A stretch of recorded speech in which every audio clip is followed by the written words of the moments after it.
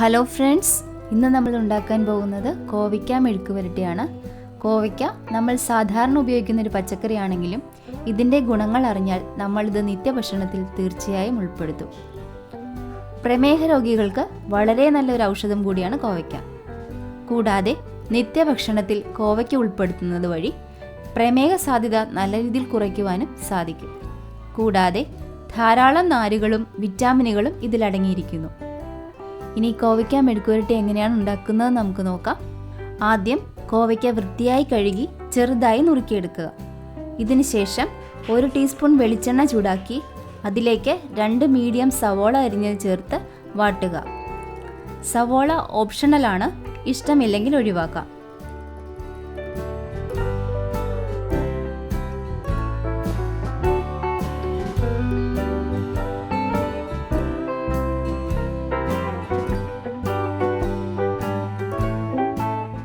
സവോള അല്പം മൂത്ത് കഴിഞ്ഞാൽ അതിൽ അരിഞ്ഞു വെച്ചിരിക്കുന്ന കോവയ്ക്ക ചേർത്ത് കൊടുക്കുക.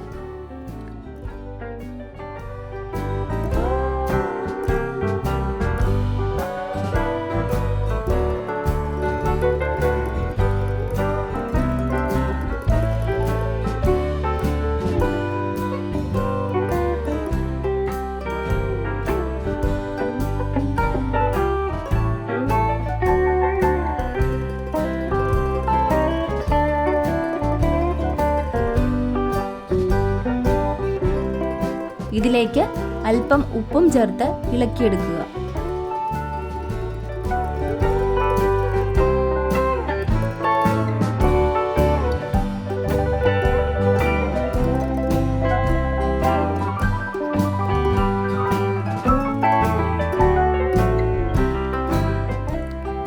ഇത് നമുക്ക് അടച്ചു വെച്ച് വേവിക്കാം.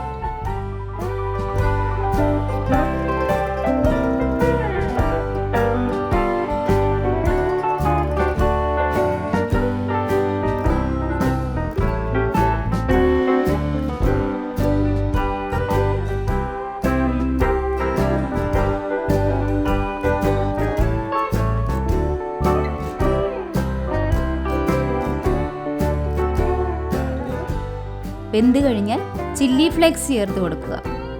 ആവശ്യമുണ്ടെങ്കിൽ അല്പം കൂടി വെളിച്ചെണ്ണ ചേർത്ത് അല്പം മൊരിച്ചെടുക്കാവുന്നതാണ്.